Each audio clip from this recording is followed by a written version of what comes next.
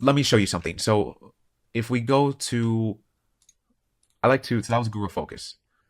I like to go to Market Watch over here, right? Market Watch, and type in Microsoft, right? Let's say that I wanted to get into Microsoft. One of the areas that I would like to look at is the sales and revenue. So look, the sales and revenue has been consistently going up for the past 5 years. Net income has been also consistently going up for the past 5 years. And we already reviewed that their cost of making the product and their operating expenses are so low, not that they have a big profit margin afterwards. The balance sheet.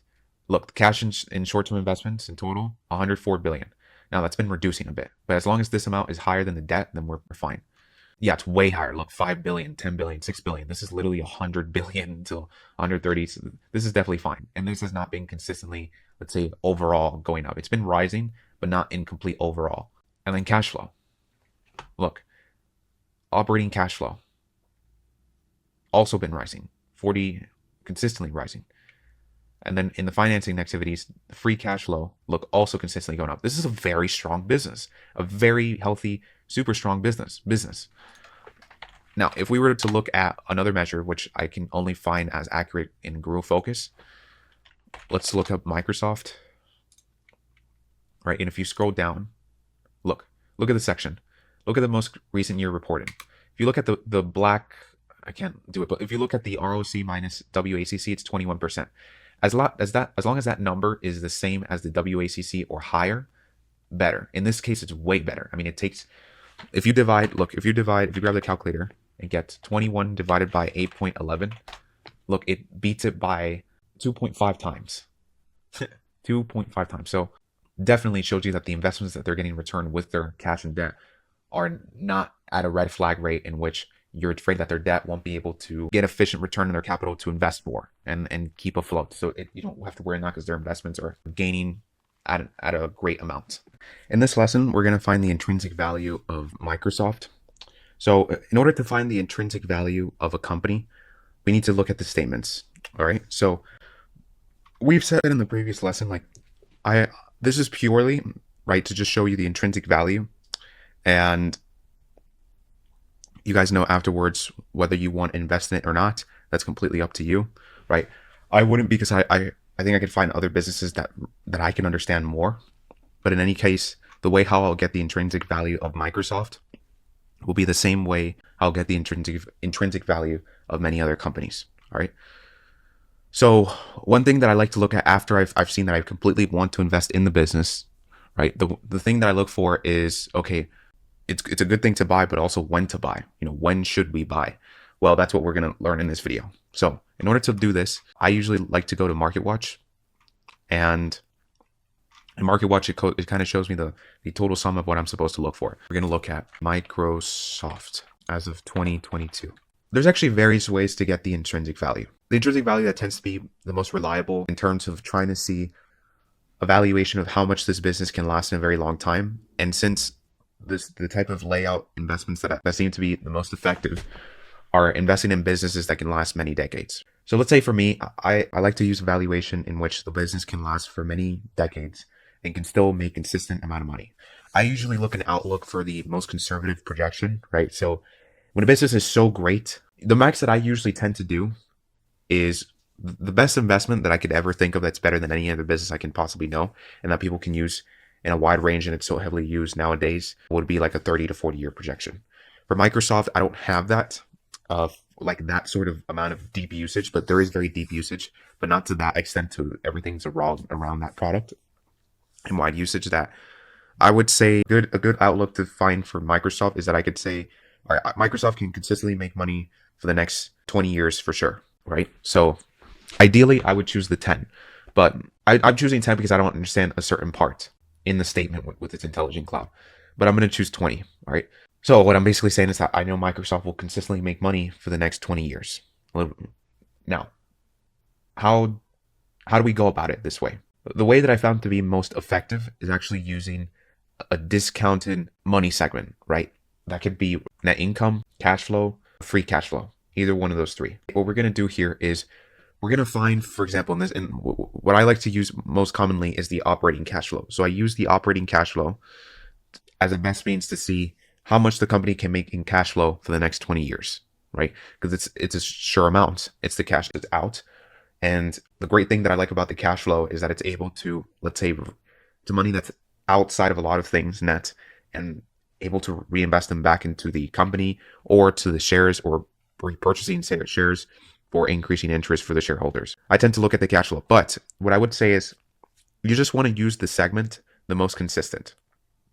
Now, I wouldn't use revenue, because revenue afterwards can be not an extremely accurate measure, because costs can fluctuate anywhere in the future, and you don't know with the full certainty how much it would move in the future. So the best measure is to look at net income, at the income that's coming out outstanding, and that can rise over time, or operating cash flow, net operating cash flow, or free cash flow, right? And you guys would know why the free cash flow, because it's the amount deducted by capital expenditures, and because it's the cash left over after paying its operating expenses and its capital expenditures, the necessary expenses and the expenses throughout the core business to make more better products, right? That's why I like to use those three. At the end, whichever of these three are the most consistent, meaning that if you see that net income has been rising overall more than what it has been in cash flow, obviously that all the rest has to be rising. But let's say the net income has been the one that's been consistently rising, rather the cash flow has been overall rising, and the free cash flow is the same, overall rising. So if you have one that's more consistent, or more an overall to be rising, you should stick with that segment. So in this case, we're going to use the operating cash flow. So what we're going to basically do is we're going to use the operating cash flow of the most recent reported year, which would be 2022. And what we're going to do is we're basically going to say, okay, within the measurements of how the company is doing, we can project with also other research outlets getting somewhat of a similar answer onto what's the growth rate of that business for the next 5 years, right? And with this growth rate will increase the operating cash flow per year. Add this all up, you're going to get the valuation of the business for 20 years, the net valuation. With that 20 years added valuation of the cash flow, right? So let me give you an example. If each year, this isn't going to happen, but right, because the business is going to make more money. But let's say if each year the business is making $1 billion for 20 years, you know the business is worth $20 billion. If that's the sure, let's say, area outlook that you know for sure it will last. And let's say that in the company's worth $20 billion in 20 years right now, right? Because it's going to give you that $20 billion. And to get that in shares, to get $20 billion in worth by buying the shares, let's say that there's about 20 billion, and divide this by 500 million. Okay, there you have it.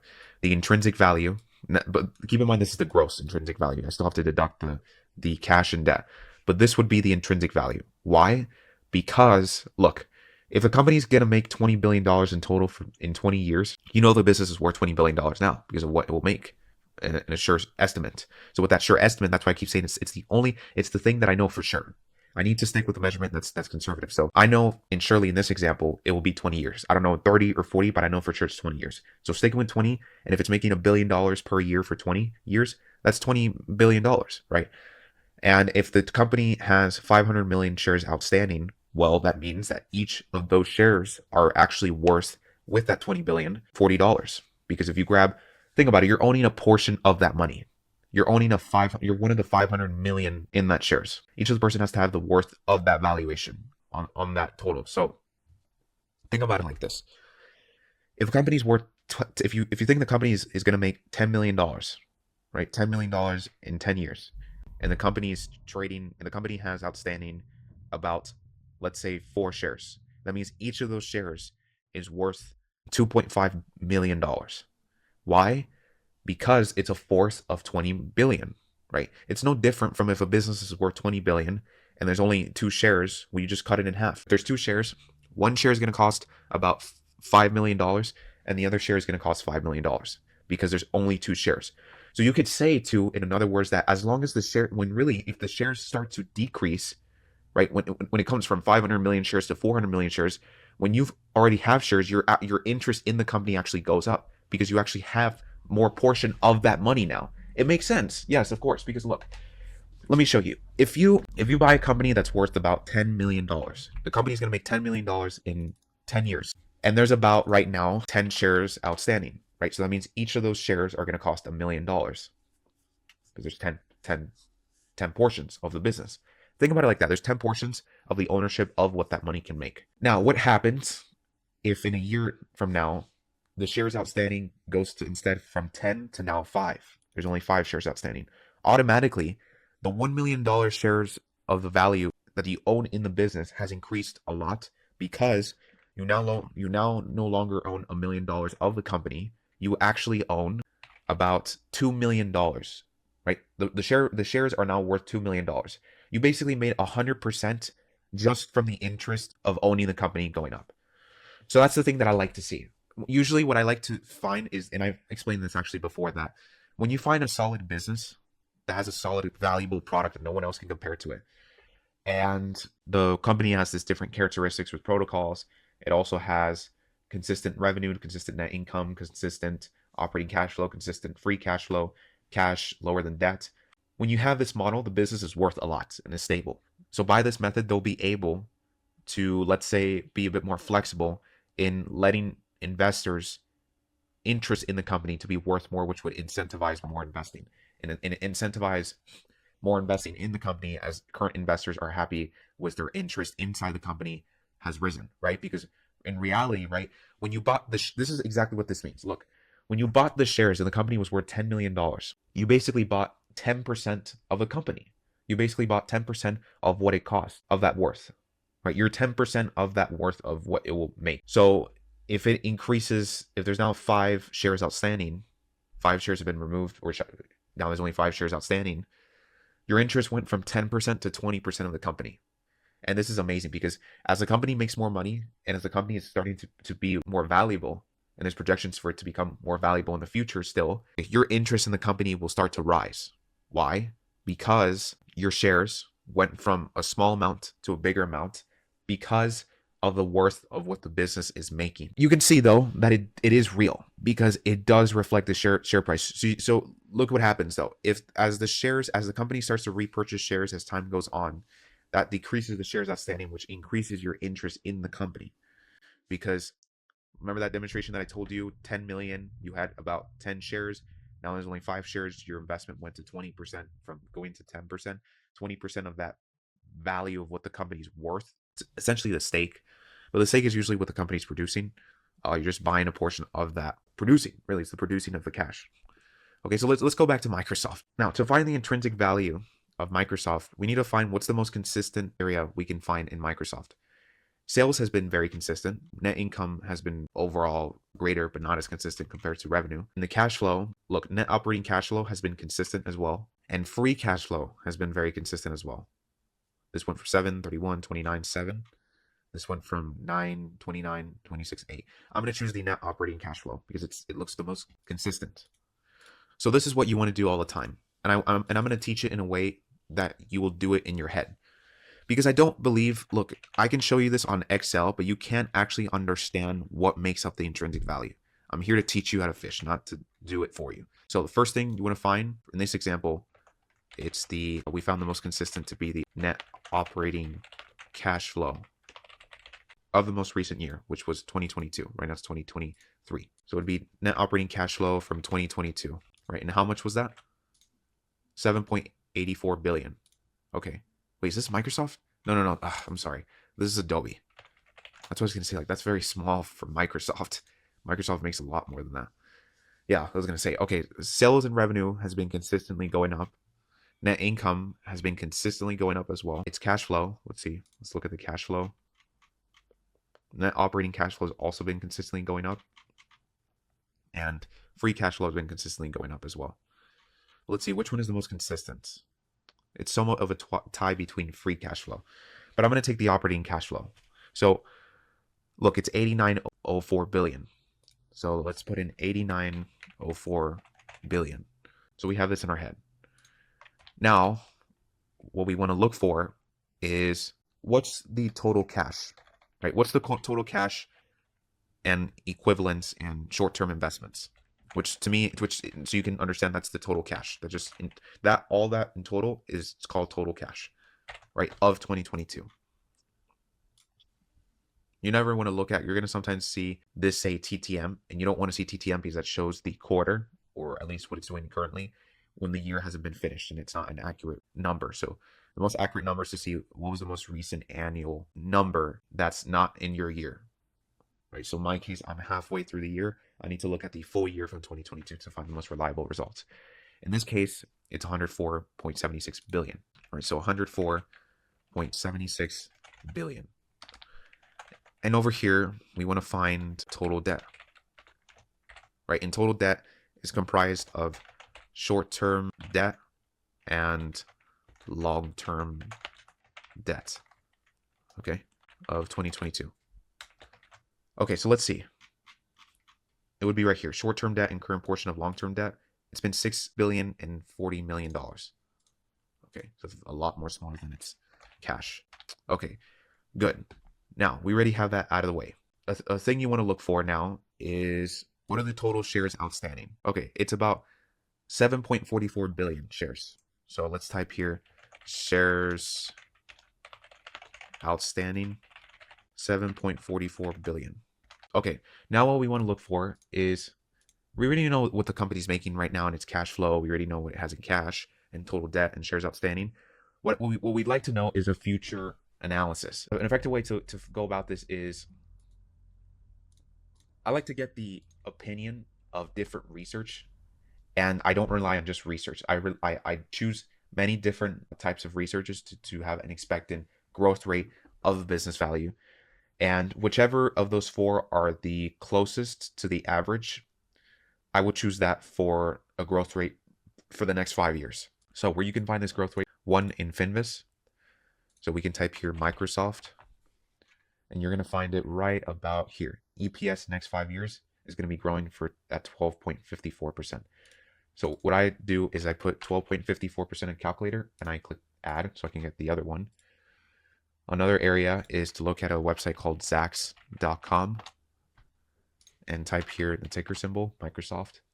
And here it is, expected EPS growth for the next 3 to 5 years, 11.67%. So 11.67%, add that. Then another area is on Simply Wall Street. And over here, we just type in the ticker symbol. We don't click on enter, but we have to right click on this selection. Then we want to go to future growth. We click on that. And here it is. EPS growth rate, 13.9%. So let's add 13.9%. By the way, these are all reliable different providers that have a pretty stable and non-crazy, let's say, predictions, but have a pretty conservative way to analyzing things. But I never just rely on that. I choose the most similar, accurate results that I can get out of many researchers. Then the final one is on Guru Focus, and you can find it here on Guru Focus. So Microsoft. If we scroll down over here, you'll be able to find growth rank. If you go to, look, we want to look for future EPS without NRI growth rate. So this is 13.41%. So 13.41%. All right, how many percentages have we got in total? Well, we got from Guru Focus, Finvis, Simply Wall Street, and Zacks. That's about total in 4. So what I do is that I grab this total number and I divide it by 4. There you go. This is the average. And that is the average. Each one showed me like 13, 12, 11.